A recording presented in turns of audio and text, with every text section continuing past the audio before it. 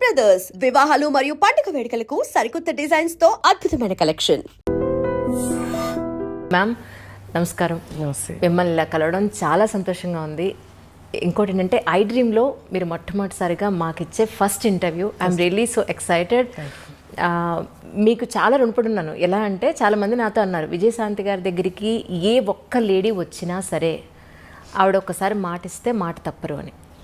అందరు ఇలాగ చెప్తారులే అనుకున్నాను. నాదొక చాలా చిన్న పరిచయం. యాక్చువల్లీ నేను మీకు గుర్తున్నాను అనుకున్నాను. సరిలేరు నీకెవరు షూటింగ్ అప్పుడు కలిసాం, మీరు నన్ను అడిగారు.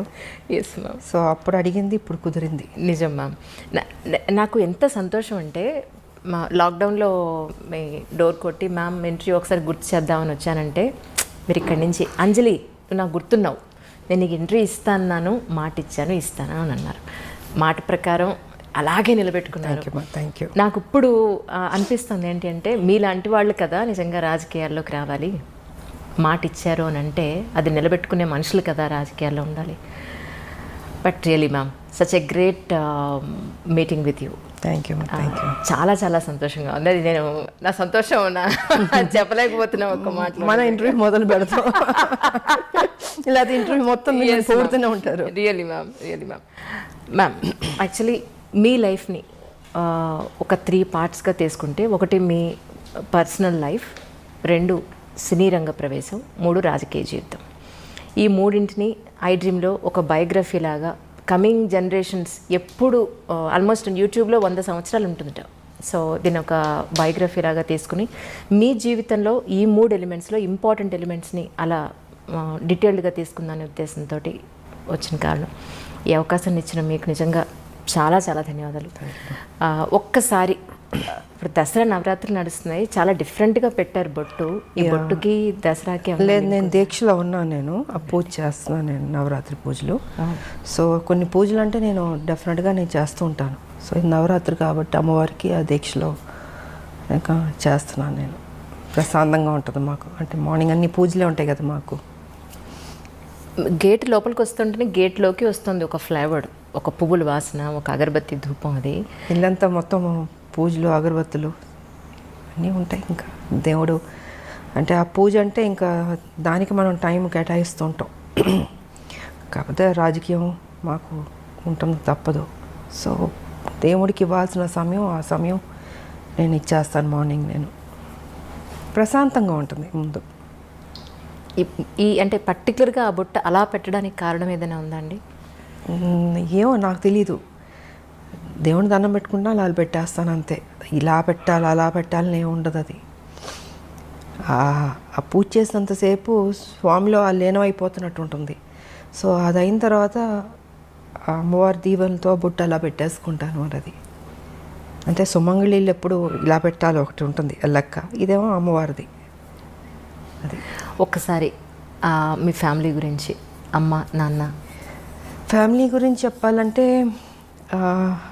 నేను, మా మదరు, మా ఫాదరు, ఒక అన్నయ్య, నలుగురమే.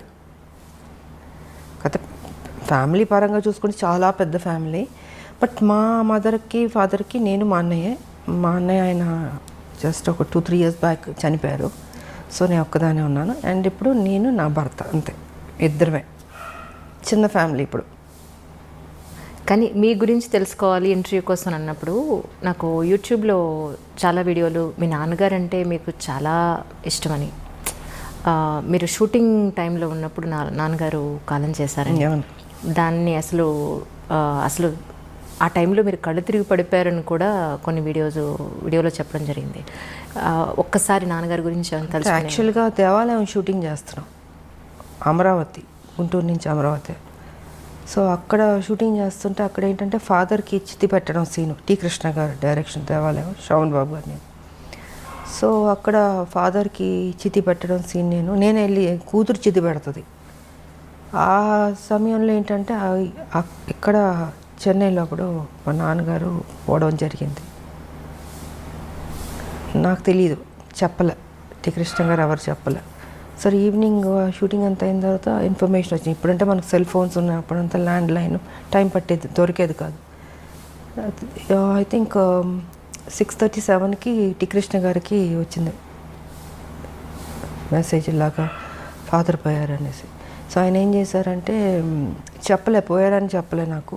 నైట్ షూటింగ్ ఉండింది, డే అంతా శ్మశానంలో షూటింగు, నైట్ వచ్చి ఈ దశావతారాలు పాటలు తీస్తున్నాం అది. సో దానికి నేను డ్రెస్ చేంజ్ చేసుకోవడానికి క్లాసికల్ డ్రెస్ చేసుకుని రెడీ అయ్యి వస్తున్నాను. టీ కృష్ణ గారు అన్నారు, ఇలా నాన్నగారికి బాగాలేదంట, బయలుదేరమ్మన్నారు అన్నారు. అంతే చెప్పారు. ఏమైందంటే లేదు బాగాలేదన్నారు, అంతే టెన్షన్ అవ్వబాకమ్మా, బాగాలేదన్నారు అన్న. సరే ఆల్మోస్ట్ అన్ని ట్రైన్లు వెళ్ళిపోయినాయి. నైటు అంటే అమరావతి నుంచి గుంటూరుకు రావాలి కదా, వచ్చేటప్పటికి 11-12 అయినట్టుంది నాకు. ఇంకా 12 లాస్ట్ ఒక ట్రైన్ ఉండింది, ఆ ట్రైన్ పట్టుకుని నేను చెన్నైకి వచ్చాను. చెన్నైకి వచ్చి ఇంటికి వచ్చి చూసేటప్పటికి నాన్నగారు పడుకుని ఉన్నారు. నాకేం అర్థం కాలే, అట్లా టోటల్గా అప్సెట్ అయిపోయి మధుర అక్కడ కూర్చున్నారు. ఆవిడ వస్తుంది, నాకేం అర్థం కావట్లే. ఎందుకంటే మా నాన్నగారు అంటే చాలా ఇష్టం నాకు నిజంగా. సో ఇంకా అలాగా ఆయన చనిపోవడం జరిగింది. అండ్ దాని తర్వాత మళ్ళీ 1 year గ్యాప్లో మా మదర్ పోయారు. అంటే ఒక దెబ్బ మీద ఇంకొక దెబ్బ. ఆ ఏజ్ చిన్నపిల్లని ఏం తెలుస్తుంది మనకి, తల్లిదండ్రులు ఉండాలని కోరుకుంటాం. అలాంటిది నాన్నగారు ఎన్నో కళ్ళుగా అన్నారు నా కూతురు పెద్ద స్టార్ అవ్వాలి అనేసి. సో ఆ టైం అప్కమింగ్ స్టేజ్ అప్పుడంతా. ఆ సమయంలో ఆయన లేకపోవడం అన్నది పెద్ద సెట్ బ్యాక్ నాకు, నా జీవితంలో పెద్ద బ్లో నాకు. ఇంకా అక్కడి నుంచి మళ్ళీ కోలుకుంటూ మళ్ళీ ముందుకెళ్తుంటే మళ్ళీ మా మదరు ఇంకా ఇది జీవితం అనుకుని ఇంకా అన్నీ నేనే భుజాన్ని వేసుకొని దిగమింగుకొని బాధ్యత తీసుకొని ఇంకా పనే నాకు సర్వస్వం అనుకుని ముందుకెళ్ళడం జరిగింది. అలా జరిగింది మా మదర్ ఫాదర్ది. కానీ ఒక ఆడపిల్లకండి, అంటే అబ్బాయి సొసైటీలో ఏది ఉన్నా, ఎవరి సపోర్ట్ ఉన్నా లేకపోయినా ఈజీగా అమ్మాయితో కంపేర్ చేస్తే ఈజీగా గెటన్ అయిపోగలుగుతాడు. కానీ ఒక అమ్మాయికి పేరెంట్స్ సపోర్టు, పేరెంట్స్ తర్వాత ఒక మంచి భర్త సపోర్ట్ లేకపోతే అంత ఈజీగా ఏ ప్రొఫెషన్లో ఉన్నా పైకి రావడం ఈజీ కాదమ్మా, చాలా టఫ్ అది. కాకపోతే నాకేంటంటే ఫస్ట్ మదర్ ఫాదర్ పోవడం వల్ల లైఫ్ విలువ, వాల్యూ, బాధ్యత అన్నీ ఆటోమేటిక్గా దేవుడు నాకు తెలిసేటట్టు చేశాడు అనిపిస్తుంది. సో రైట్ టైంలో ఒక ఏజ్లో మ్యారేజ్ కూడా, అది కూడా నాకు దేవుడు చేశాడు అన్నదే. ఎవరు లేరు కదా పెద్దలు, ఇలాగ ఈ అమ్మాయికి పెళ్లి సంబంధం చూడాలి, ఈ అబ్బాయికి పెళ్లి చేయాలి అనేది చెప్పేవాళ్ళు లేరు, చూసేవాళ్ళు లేరు. నాకు ఉన్న తల్లిదండ్రులు ఇద్దరు నాకు తెలియకుండా నా లైఫ్లో నా భర్త ఆయన రావడం, కలవడం, అనుకోవడం, పెళ్లి చేసేసుకో, ఆల్ ఆఫ్ సడన్ అన్నీ 6 to 7 monthsలో జరిగిపోయినాయి. సో రైట్ టైంలో రైట్ డెసిషన్ అంటారు చూసారా, అలాగా రైట్ టైంలో దేవుడు ఆయనే నాకు, అంటే ముక్కోడి దేవతలు పెళ్లి చేస్తారన్నట్టు ముక్కోడి దేవతలు దీవించినట్టు ఉండింది నాకు మంచి భర్త ఇచ్చి. రైట్ టైంలో ఒక సపోర్ట్ ఉండాలి అన్నది జరిగింది. సో లైఫ్ ఇదైంది. బట్ ఆడపిల్లలకి ఎప్పుడూ తల్లిదండ్రులు ఉండాలమ్మా. కొంతమందికి స్మూత్గా వెళ్తుంది, కొంతమందికి టఫ్గా ఉంటుంది. సో నాకేంటి అన్నీ దెబ్బలే కదా జీవితంలో, అన్నీ స్మూత్గా ఎప్పుడు లేదు నా లైఫ్. అన్నీ టఫ్గా దెబ్బలు తింటూ నేర్చుకుంటూ ముందుకు వెళుతూనే అనుకున్నది సాధించాను. కాకపోతే మా ఫాదర్ ఒక కోరిక నేను నెరవేర్చాను, పెద్ద స్టార్ అవ్వాలన్నది. దాని తర్వాత మా భర్త సేమ్ అదే బాధ్యత ఆయన తీసుకుని, ఆయన కూడా అక్కడితో ఆపలే. పెళ్ళైన తర్వాత ఏదో ఇంట్లో కూర్చోబెట్టడం లేదు, ఆయన కూడా ఆ బాధ్యత తీసుకుని, ఆ టాలెంట్ ఉన్నవాళ్ళు ఇంట్లో ఉండకూడదు అన్నది ఆయన ఆలోచన కూడా. సో ఆయన కూడా దాన్ని అలా కంటిన్యూ చేసి మీకు కర్తవ్యం అన్నది ఆయన ప్రొడ్యూస్ చేసి, సో ఒక హీరో ఇమేజ్ తీసుకొచ్చింది మా భర్త. అంటే తను ఓన్లీ ఒక హౌస్ వైఫ్లో లేకపోతే ఈ గ్లామరో ఇలా కాదు, ఇంకేదైనా కొత్తగా చేద్దామని పోలీస్ ఆఫీసర్ది కర్తవ్యం అన్నది ఆయన ప్రొడ్యూస్ చేశారు. ఇంకా దాని తర్వాత లేడీ అమితాబ్, ఇవన్నీ వచ్చినాయి. అండ్ ఓసే రామలం, అదే పెళ్లి చేసేసుకున్న తర్వాత ఇంట్లో కూర్చుని ఉంటే కర్తవ్యం ఉండేది కాదు, ఓసే రామలం ఉండేది కాదు, ఆ హీరో ఇమేజ్ వచ్చేది కాదు. సో క్రెడిట్ ఐ థింక్ మా హస్బెండ్కి ఇవ్వాలి నేను. జనరల్గా మనకు ఉంటుంది, చాలే పెళ్లి చేసుకుందాం సెటిల్ అయిపోదాం అనుకుంటాం, కానీ అలా అనుకోలేదు. ఇంకా అది కూడా కాదు, దాని తర్వాత మళ్ళీ పాలిటిక్స్ కూడా నా మనసులో ఉంటుంది మనకి, కాకపోతే అవన్నీ జరుగుతాయా అని ఒక డౌట్ కూడా ఉంటుంది. కానీ వెనక నేను సపోర్ట్ చేసి ముందుకు నడిపిస్తూ ఈ దారిలో వెళ్ళు, ఈ దారిలో నువ్వు చేయి, నీ డ్యూటీ నువ్వు కరెక్ట్గా చేయి, ఆటోమేటిక్గా అన్నీ సర్దుకుంటాయి, మంచి జరుగుతాయి అన్నది ఆయన చెప్పింది. ఇంకా అలాగా. కానీ ఒక విమెన్ ఏ ఇండస్ట్రీలో ఉన్నా సరే ఒక ఇమేజ్ తెచ్చుకోవడం, వాళ్ళకంటూ ఒక గుర్తింపు తెచ్చుకోవడం అనేది చాలా కష్టం. అందులో గ్లామర్ ఫీల్డ్లో, ఫిల్మ్ ఇండస్ట్రీలో ఒక హీరో ఇమేజ్ అనండి, అది కమర్షియల్గా అయినా సరే లేదంటే ఒక వాల్యుబుల్ పాయింట్లో అయినా సరే, మీరు ఒక హీరో ఇమేజ్ని అప్పట్లోనే హీరోలతో సమానంగా మీరు రెమ్యునరేషన్ పాయింట్ ఆఫ్ వ్యూలో కానీ మీ ఒక మాటకు విలువ కానీ అప్పుడు మీరు అంతా సంపాదించుకోవడం అనేది మామూలు విషయం కాదు యాజ్ ఎ విమెన్. సో అదంతా ఈజీ అండి. ఒక అమ్మాయికి ఒక హీరో ఇమేజ్ని తీసుకొచ్చి ఫస్ట్ థింగ్ ఏంటంటే మనం మెంటల్గా ప్రిపేర్ అవ్వాలి. హీరోలు ఫైట్ చేసేది మనం చూస్తున్నప్పుడు, మేము హీరోలు పక్కన చేసేటప్పుడు కొన్ని సీన్స్లో వచ్చి హీరో ఫైట్ చేస్తుంటాడు, మనం రియాక్షన్ ఇవ్వాలి. అప్పుడు అనిపించేది అయ్యో పాప ఇంత కష్టపడుతున్నారు, ఇంత ఎగురుతున్నారు, కొడుతున్నారు, దెబ్బలు తగులుతుంటాయి వాళ్ళు కూడా. అలాంటిది నాకు వచ్చేటప్పటికి నేను అసలు ఫస్ట్ నాకు కొంచెం టైం పట్టింది నేను అడ్జస్ట్ అవ్వడానికి. అంటే ఆ ప్యాటర్న్లోకి తీసుకురావడం, నా ఫిజిక్ కావచ్చు, నా ఆ స్టైల్ కావచ్చు, ఒక మహిళలా చేసినట్టు ఉండకూడదు. అంటే ఒక హీరో ఒక రఫ్ అండ్ టఫ్ ఆ బాడీ లాంగ్వేజ్ తెచ్చుకోవాలి, దాంట్లో ఇమిడిపోవాలి. సో ఇట్ టుక్ టైం నాకు అది అడ్జస్ట్ అవ్వడానికి. అండ్ ఫస్ట్ పిక్చర్కి నా ఫైట్స్కిను సెకండ్ థర్డ్ దానికి ఇంప్రూవైజ్ చేసుకుంటూ వెళ్ళాను. సో ఇంకా దాని తర్వాత ది బెస్ట్ అన్న పేరు తెచ్చుకున్నాను నేను. అండ్ ఇంకోటి ఏంటంటే ఎందుకు చేయలేము, మనం చేద్దాం, రిస్క్ అయినా పర్లేదు. అప్పుడు మాకు ఈ గ్రాఫిక్స్ అంత లేదు, సో ఏదన్నా కూడా ఒరిజినలే ఉండదు, డూప్ లేకుండా చేసేదాన్ని. చేద్దామని మాస్టర్లతో కన్విన్స్ చేసి ఇంకా సాహసాలే అన్నీ. ఎంత 20 అడుగులో 30 అడుగులు దూకమన్నా దూకేవాళ్ళం. మళ్ళీ గన్ ఒకటి పట్టుకుని దాంతో షూట్ చేసుకుంటూ, మామూలు కాదు అసలు. సో ఇలాగా ఇంప్రూవైజ్ చేసుకుంటూ ఇంకా బెటర్మెంట్ చేద్దాం అన్నది సినిమా నుంచి సినిమాకి బెటర్ అయింది నాకు. సో నన్ను నేను ప్రూవ్ చేసుకోగలిగాను, ఒక యాక్షన్ హీరోలే కాదు హీరోయిన్ కూడా చేయగలుగుతుందని. మళ్ళీ దాంట్లో స్టైల్ ఉండాలి, అందం ఉండాలి. ఏదో కొట్టామన్నట్టు కాకుండా ఎక్స్ప్రెషన్ ఉండాలి, బాడీ లాంగ్వేజ్ కరెక్ట్గా ఉండాలి, ఫినిషింగ్ బాగుండాలి. అది డ్యాన్స్ కావచ్చు, ఫైట్స్ కావచ్చు, ఏదైనా బ్యూటీ ఉండాలి, న్యాచురల్గా ఉండాలి, ఆర్టిఫిషియల్గా ఉండకూడదు. ఏదో ఇప్పుడు జంప్ చేయమన్నారు ఇలా జంప్ చేయడం కాదు, ఒరిజినల్గా జంపింగ్లానే ఉండాలి, రఫ్ లుక్ ఉండాలి. సో ఇలాగ నా బాడీని నేను మలుచుకుంటూ చేశాను నేను.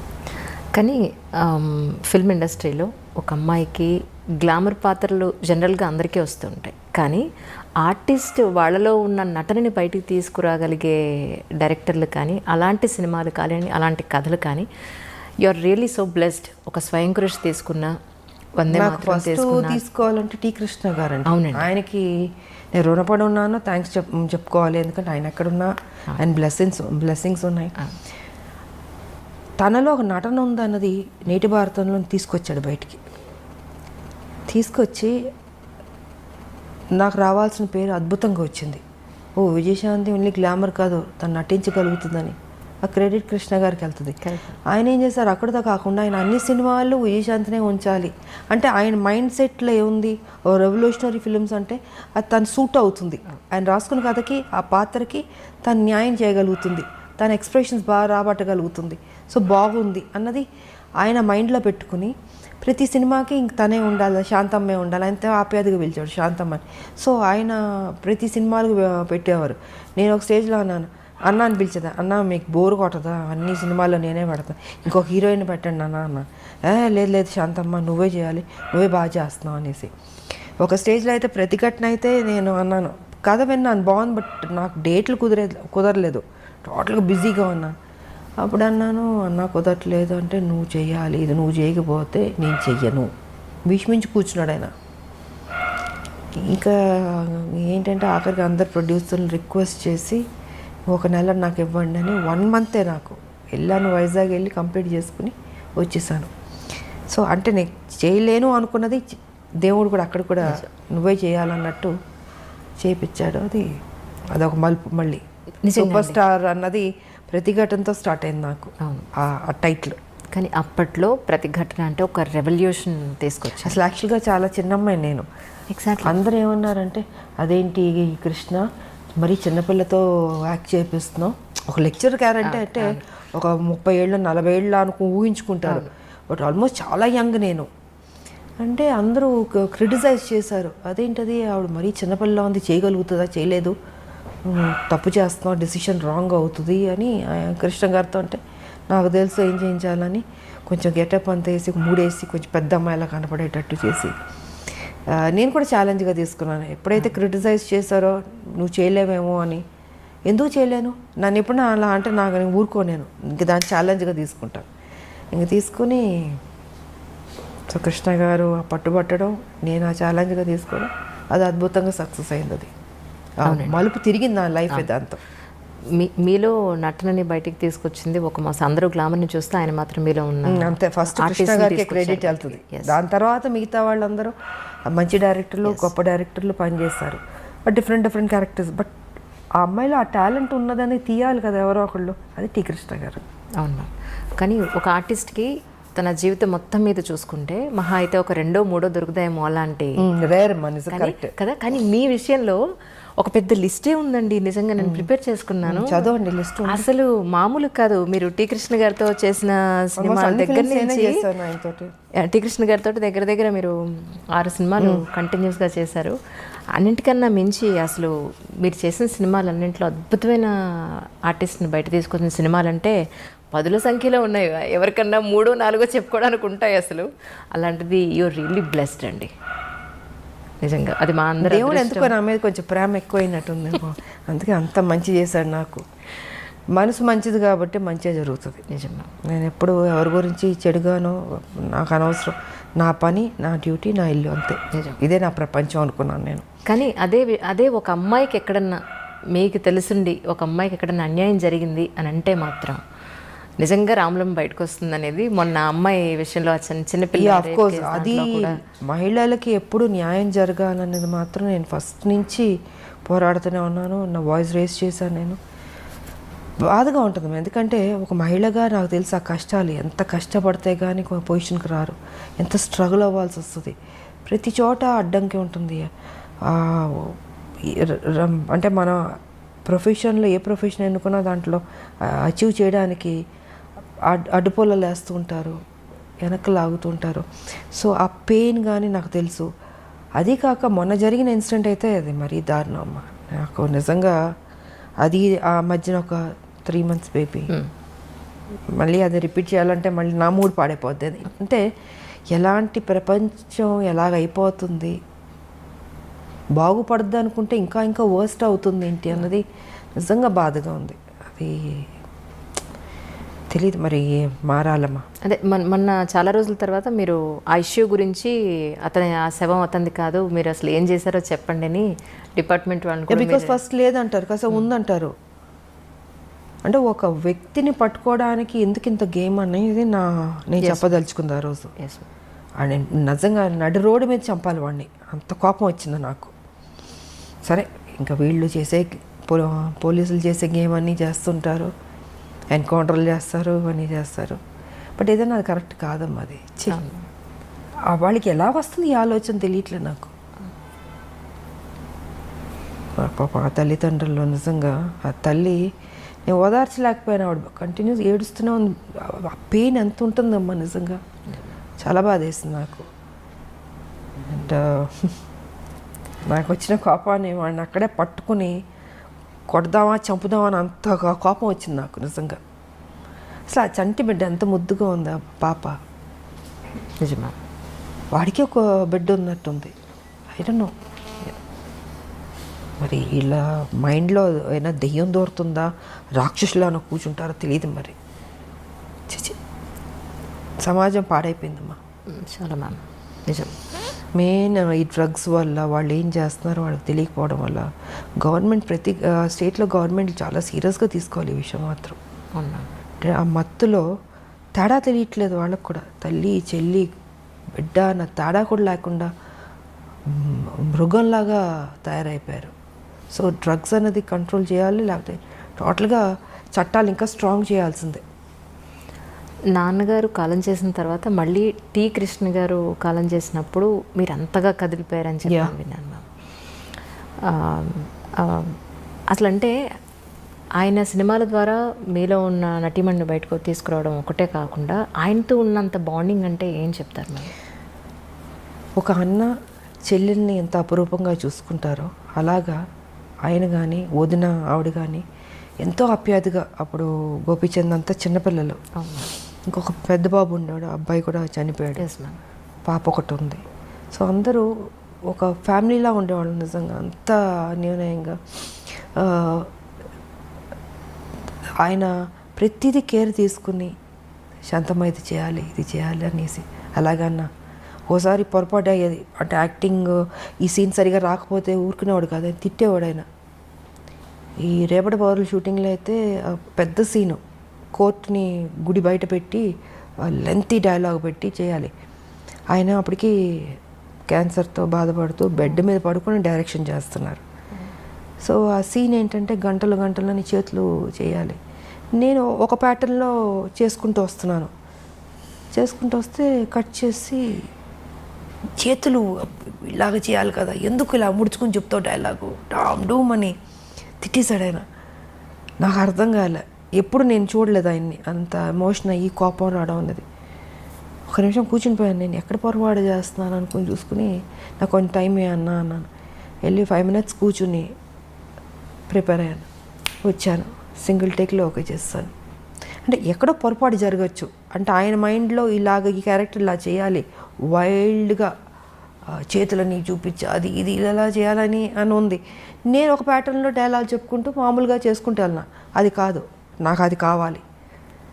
సీరియస్గా అరిచేసాడు మొత్తం క్రౌడ్, అందరూ జనాలు ఏనాలు. నాకు కొంచెం అప్సెట్ అయ్యాను నేను, ఇదేంట్రా ఇది ఫస్ట్ టైం. బట్ తెలుసు ఆయన హెల్త్ బాగాలేదని తెలుసు. సరే నాకు 5 minutes అని వెళ్ళి కూర్చుని మళ్ళీ నేను ఏ రకంగా చేస్తే బెటర్ అని రివైజ్ చేసుకుని వెళ్ళి చేశాను. I was happy. సో ఇలా ఉండేదమ్మా ఆయనది. అండ్ ఇంకోటి ఏంటంటే ఆయన చనిపోయినప్పుడు నేను ఊటీలో ఉన్నాను.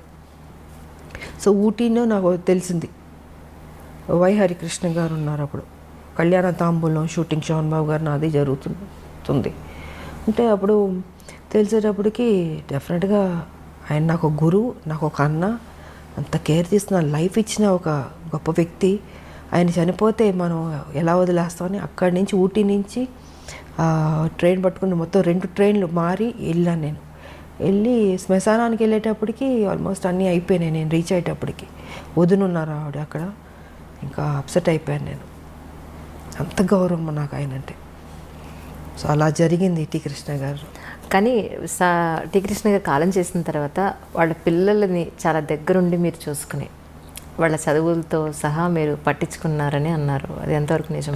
అలాగని కాదు, వాళ్ళది ఏంటంటే వాళ్ళు ఎవరి దగ్గర ఏమి తీసుకోరు. వదిన ఆవిడ క్యారెక్టర్ ఏంటంటే ఒకళ్ళ సాయం తీసుకోదు ఆవిడ ఫస్ట్ నుంచి. ఆవిడ ఒక డిఫరెంట్గా, సో వాళ్ళ ఒక మెథడ్లో వాళ్ళ ఒక పద్ధతిలో వాళ్ళ లైఫ్ అలా ఉండేది. వీళ్ళు నాకు ఇది హెల్ప్ చేయాలి, ఈ హెల్ప్ తీసుకుంటాం అంటే తీసుకోరు వాళ్ళు. కొన్ని సందర్భాల్లో అడిగాము మేము, బట్ లేదు. సరే అనేసి ఇంకా పిల్లలు ఇంకా ఫారెన్ వెళ్ళి చదువుకుని, ఇంకొక అబ్బాయి ఏమో ఇంకా నేను నా ప్రొఫెషన్లో నేను తిరుగుతూ ఇలా ఉండేది. మధ్యలో బాబురావు ఆయన ఉండేవారు ప్రొడ్యూసర్. సో వారితో సినిమా మిగతాది భారతనారి ఇవన్నీ చేసి ఇలా ఉండేది. అప్పుడప్పుడు మాట్లాడేవాళ్ళు. సో నేను ఇంకొకళ్ళని డిస్టర్బ్ చేయలేను కదా, వాళ్ళకి కొన్ని నచ్చినప్పుడు అది కరెక్ట్ కూడా కాదు అది అన్నది వాళ్ళ ఆలోచన. సో ఆ గౌరవం మాత్రం నాకు ఇప్పటికీ ఉంది. కానీ రాజకీయాల్లోకి రావాలి అనేది మీ సొంత నిర్ణయమేనండి? రాజకీయాల్లో రావాలన్నది అయితే తెలంగాణ ఇష్యూ అన్నది మైండ్లో ఉంది. బికాజ్ ఈ రజాకార్లు, నిజాం పరిపాలన, మా తాతగారి ఫ్యామిలీ, మా పెద్ద ఫ్యామిలీ ఎలా డిస్టర్బ్ అయింది, ఎలాగా అంటే ఒక చంపడానికి వస్తున్న వాళ్ళు అరిచేతిలో పట్టుకుని చిన్నపిల్లలు. మా మదర్ ఇంకా నేను ఇప్పుడు లేదు, విజయశాంత మనిషే లేదు ఇప్పుడు. ఇంకా మా మదర్కి మ్యారేజ్ అవ్వలే, ఆవిడ యంగ్, ఆవిడ పెద్ద ఫ్యామిలీ. సో అక్కడి నుంచి చంపడానికి వస్తున్నారనేప్పుడు మా తాత ఏం చేశారు, ఆస్తి మొత్తం ఏటూరు నగరం మొత్తం వదిలి చెన్నైకి వెళ్ళిపోయారు. ఏం చేస్తారు ఇంకా నా కుటుంబాన్ని బతికించుకోవాలని దీంతో అందరిని తీసుకుని చెన్నైకి వెళ్ళిపోయి ఇంకా అక్కడ ఉండి దాని తర్వాత అందరు పెద్దోళ్ళు అయ్యి ఒక కథ. ఇంకా మా పిన్ని ఆవిడ ఈ సినిమాలు, దాని తర్వాత మా మ్యారేజ్, మా మదర్కి మ్యారేజ్ అవ్వడం. ఆ తర్వాత విజయశాంతి పాత్ర ఎప్పుడో వచ్చింది. ఒక అమ్మాయి పుట్టి అప్పుడు హైదరాబాద్లో ఉండేవారు మా మదర్ ఫాదరు. డాడీ ఇక్కడ జాబ్ చేస్తూ ఉండేవారు. సో మా మదర్ ఇక్కడ కన్సీవ్ అయింది ఆవిడ, అండ్ డెలివరీకి చెన్నైకి వెళ్ళింది అప్పుడు.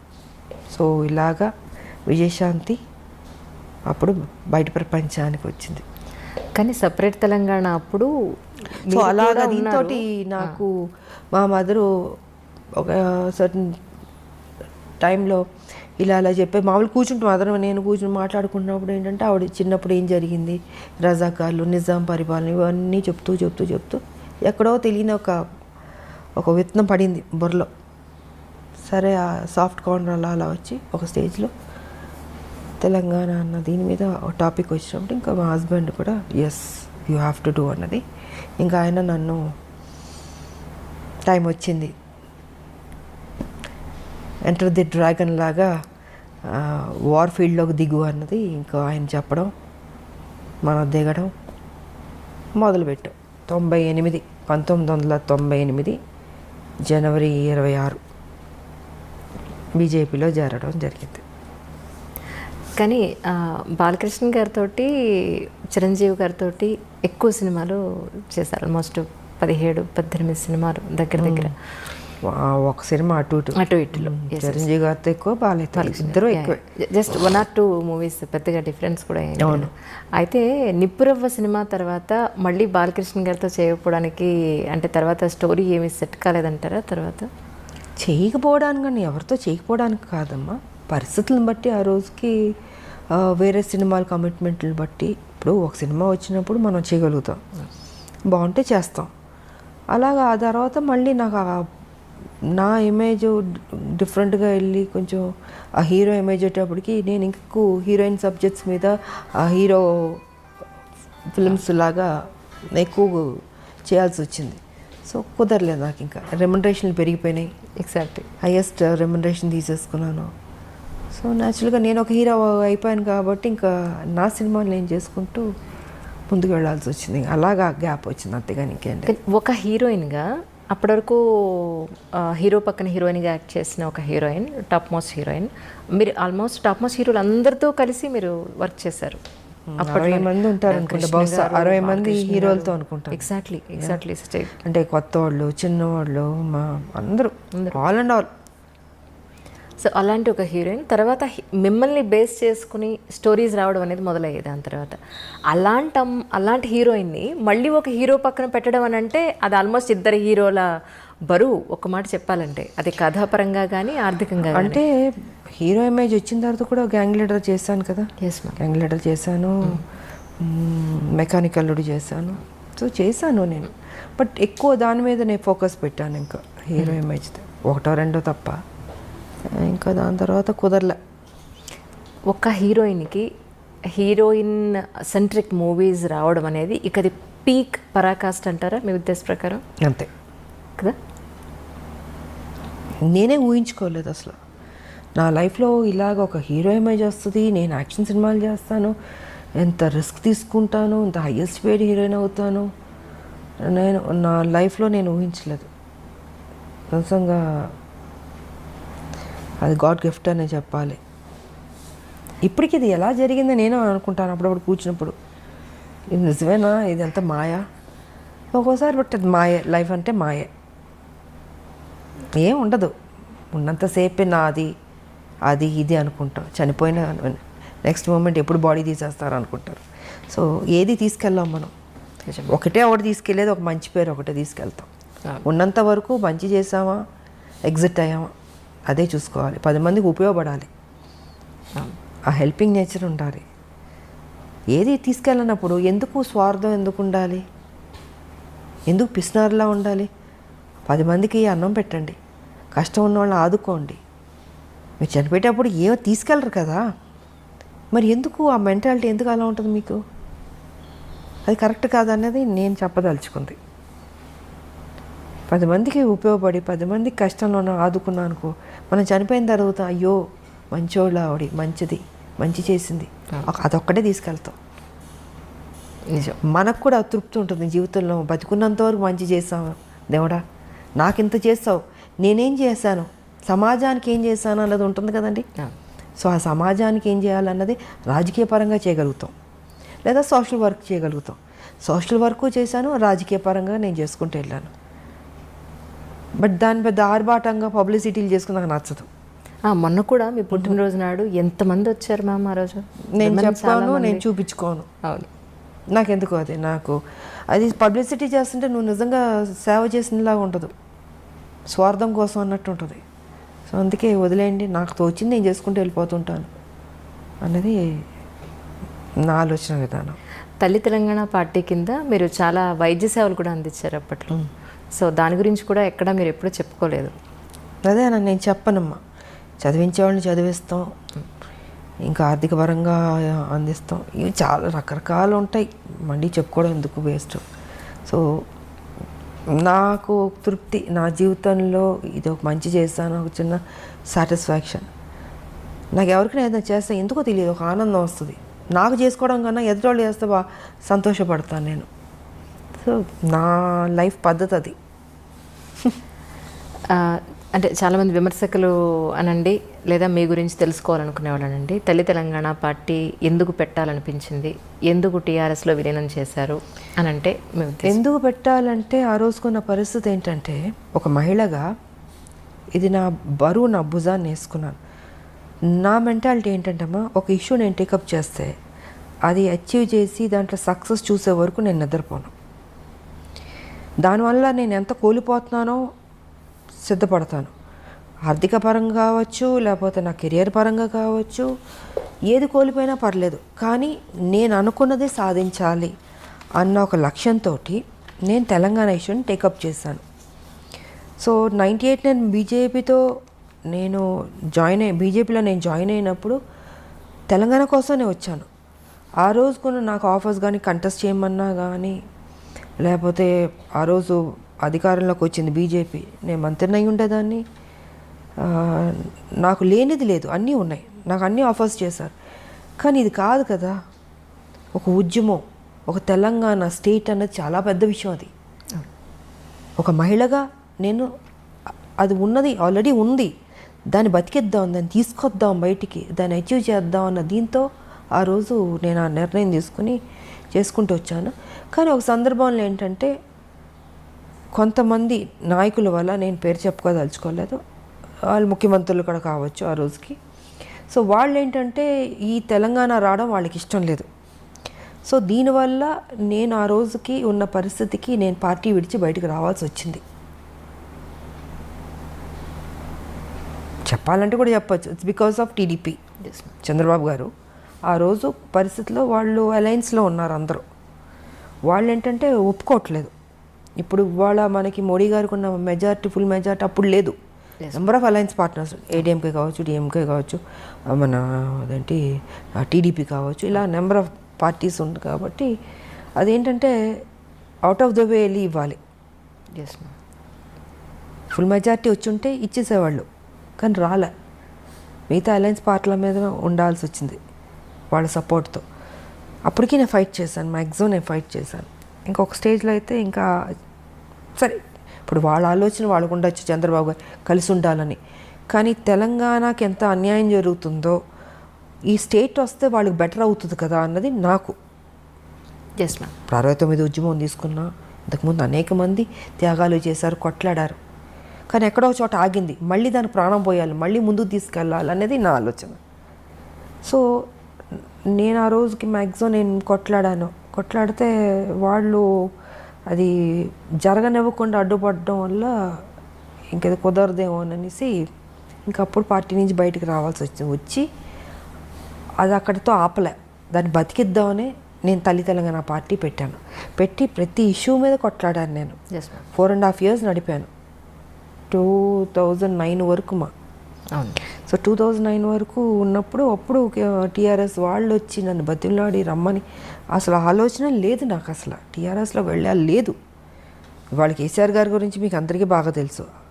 ఆ రోజు తెలిసే పరిస్థితిలో లేదు, కానీ నాకు తెలుసు. నాకు పెద్ద ఇంట్రెస్ట్ కూడా లేదు. నా పార్టీ ప్రెసిడెంట్ నేను.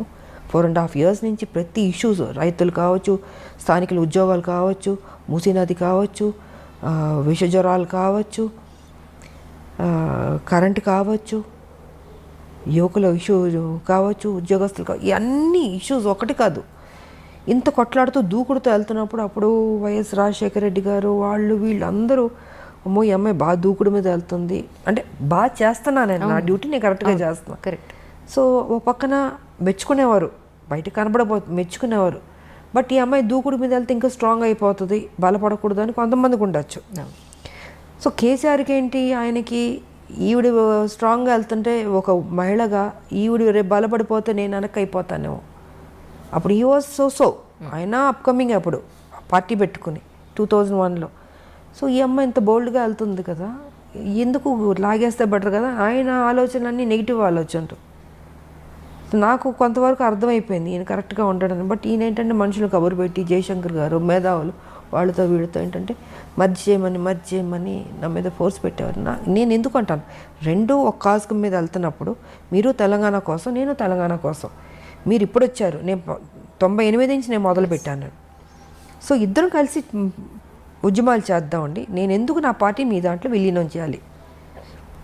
ఆయన ఏంటంటే డొంక తిరుగుడు తిప్పి మిగతా మేధావులతోటి జయశంకర్ గారితో అందరి మీద ఇలా కాదు ఇలా బాగుంటుంది, ఇలా కాదు ఇలా బాగుంటుంది అనేసి చాలా డిస్కషన్స్ జరిగినాయి. ఇంకా ఆఖరికి ఏం తీసుకొచ్చాడంటే ఇంక మనం ఏదో కరెక్ట్ కాదు వాళ్ళే కరెక్ట్ అన్న ఫీలింగ్తో చేపించి కొన్ని కుట్రలు చేసి ఇంకా కాన్ఫరెన్స్ స్టేజ్లో నేను విలీనం చేయాల్సి వచ్చింది. లేకపోతే విలీనం చేసి ఉండేది అది కాదు. సార్ విలీనం చేశాను పోనీ అక్కడైనా కరెక్ట్గా నన్ను ఉంచాడా, అక్కడ నన్ను కరెక్ట్గా ఉంచలేదు ఆయన. చేరిన దగ్గర నుంచి నన్ను సస్పెండ్ చేసి బయటికి పంపించే వరకు ఇదే టెన్షన్ నాకు. నేను ఎంపీగా పోటీ చేసినప్పుడు కూడా నన్ను ఓడగొట్టాలని చూశాడు ఆయన. బట్ లక్కీగా నేను గెలిచాను నేను. సో గెలిచిన తర్వాత వెంటనే మళ్ళీ ఏదో ఒక నిందేయడం, ఒక సాకు చూపించడం, దాంతో నాతో మాట్లాడడం మానేశారు. 6 months ఎంపీగా గెలిచిన తర్వాత 6 months అని దూరం పెట్టాడు, మాట్లాడలే. నా కాన్స్టిట్యున్సీ పనులు నేను చేసుకున్నాను. మళ్ళీ ఈయన నిరాహార దీక్ష చేయబెట్టాడు. దాని తర్వాత ఈయన చచ్చిపోతాడేమో నేను మొత్తం ఢిల్లీ వాళ్ళతో మాట్లాడి గవర్నర్తో మాట్లాడి, తివారీ గారు గవర్నర్ అప్పుడు తివారీ గారు ఉన్నారు, సో చిదంబరం గారు ఉన్నారు అప్పుడు, he was home minister. So మిగతా అందరితో మాట్లాడి ఈయన నిరాగదీక్ష చేస్తున్నారు, ఆయన చనిపోతాడేమండి, హెల్ప్ చేయండి ఆయన్ని. అప్పటికి మాటలు లేవు నాకు ఆయనకి. సో ఈ రకంగా చేసాం. అప్పుడు ఆ సందర్భంలో మళ్ళీ ఆయన కలిసి ఆయన హాస్పిటల్లో ఉన్నప్పుడు అప్పుడు మాట్లాడుకోవడం జరిగింది. మళ్ళీ మాట్లాడుకుని మళ్ళీ పార్టీలో మళ్ళీ మామూలు అయిన తర్వాత మళ్ళీ నా మీద అది ఎప్పుడు ఆయన ఒక టైం వెయిట్ చేస్తూ కూర్చున్నాడు, ఈవిని ఎప్పుడు బయటికి పంపించేద్దామని. సో 2013లో కాంగ్రెస్ ఇస్తున్నాం అని అనౌన్స్ చేసిన నైటే నన్ను సస్పెండ్ చేస్తాడు. మేము ఆ మేడంని విజయశాంతి గారిని మేము సస్పెండ్ చేయలేదు, ఆవిడే పెట్టకుండా మీరు కండువా కప్పుకున్నారు అని చెప్పి మీరు యూట్యూబ్లోకి వెళ్ళొచ్చు. అక్కడ మొత్తం మీకు ఇవాళ కేసీఆర్ అసెంబ్లీ సాక్షిగానే అబద్ధాలు చెప్తున్నాడు. సో మీరు యూట్యూబ్కి వెళ్తే కేసీఆర్ 2013లో నన్ను సస్పెండ్ చేసింది ఆల్మోస్ట్ ఆల్ ద ఛానల్స్లో వచ్చింది. నైట్ 12 o'clock అది మీరు చూడొచ్చు. నేను జరిగింది చెప్తా, నాకు అబద్ధాలు చెప్పాల్సిన అవసరం నాకేం లేదు. కేసీఆర్ లాగా ఇవాళ అసెంబ్లీలో నేను 3 ఎకరాలు ఇస్తానని చెప్పి నెక్స్ట్ కట్ చేస్తే నేను అసలు ఆ మాట అన్నే లేదేదో అని చెప్తున్నాడు. యాజ్ అ చీఫ్ మినిస్టర్గా ఆయన ఇంత అసెంబ్లీ సాక్షిగా చెప్పి ఇవాళ లేదు అంటున్నాడంటే ఆయన ఎలాంటి వ్యక్తి మీకే అర్థం కావాలి. సో జరిగింది నేను చెప్తున్నాను. 2013లో నన్ను సస్పెండ్ చేసిన తర్వాత నా కాన్స్టిట్యున్సీలో నేను ఎంపీగానే ఉన్నాను, నా పని చేసుకుంటూ ఉన్నాను. 2014లో పార్లమెంట్లో బిల్లు పాస్ అయింది. అప్పుడు బిల్లు పాస్ అవుతున్నప్పుడు నాకు ఆయనకి మాట్లాడలేదు, కానీ ఆ రోజు ఫస్ట్ టైం నన్ను వచ్చి ఎలా ఉన్నావు విజయ అని ఒకే ఒక మాట అన్నాడు, బాగున్నాను. సో ఫైనల్గా అది ఆ రోజు ఇంకా లాస్ట్ డే. ఇంకా అప్పుడు కాంగ్రెస్ పొన్నం ప్రభాకర్ వీళ్ళందరూ చాలామంది ఉన్నారు. మీరు వస్తారా అన్నాను. నేను ఉంటాను అది అన్నాను. ఇంకా హౌస్ స్టార్ట్ అయిపోయింది. స్పీకర్ ఆవిడ వచ్చారు, ముందుకు వెళ్ళాను, వెల్ దగ్గరకు వెళ్ళి ఇంకా షౌటింగు. మిగతా వాళ్ళు ఆవిడ చదవబోతుంది బిల్లు చదువుతుంటే మిగతా వాళ్ళందరూ అడ్డుపడడం, నేను దూకడం, నేను అది పట్టుకోవడం పేపర్లు చింపకుండాను. ఈయన చూస్తే ఈయన లేడు, అంటే ఆ ఘట్టంలో కూడా ఈయన లేడు. తెలంగాణ రావాలని ఇంట్రెస్ట్ లేదు ఆయనకి. ఉంటే ఆ ఒక్క ఎప్పుడు బిల్లు పాస్ అవుద్దని కొన్ని కోట్ల మంది ఎదురు చూస్తాం. ప్రపంచం మొత్తం తెలంగాణ వాళ్ళు అక్కడక్కడ ఉంటుంటారు కదమ్మా. సో అన్ని చోట్ల నేను తెలంగాణ వాళ్ళు ఎప్పుడు జరుగుతుందా, ఎప్పుడు బిల్లు పాస్ అవుద్దని ఉంటున్నారు. అలాంటి సమయంలో ఈయన అక్కడ కదా ఉండాలి, అక్కడ లేకుండాను బయటికి వెళ్ళిపోయాడు. సో ఆ లాస్ట్ మూమెంట్ వరకు కూడా నా డ్యూటీ నేను సిన్సియర్గా చేసి బిల్లు పాస్ అయింది. చాలా హ్యాపీ ఫీల్ అయ్యాను నేను. అవును మ్యామ్, ఆ టైంలో you are also one of the party. ఒక్కదాన్నే నేను ఉన్నది ఇద్దరు ఎంపీలు ఒక ఆయన లేడు, వచ్చాడు వెళ్ళిపోయాడు. సో చివరి వరకు బిల్లు పాస్ అయ్యే వరకు నేను ఉన్నాను. ఆ రోజు బిల్లు పాస్ అయింది, నేను అనుకున్నది సాధించాను. మొత్తం మీ అంటే ఇంత ట్రావెలింగ్ పట్టింది నాకు. బీజేపీ నుంచి, నా తల్లి తెలంగాణ నుంచి, టీఆర్ఎస్ దగ్గర నుంచి, కాంగ్రెస్ దగ్గర నుంచి ఇంత ట్రావెలింగ్. ఈ ట్రావెలింగ్లో ఎక్కడ నా స్వార్థం చూసుకోలేదు. విజయశాంతి ఒక పెద్ద స్టారు, తెలంగాణ కోసం కొట్లాడుతుంది.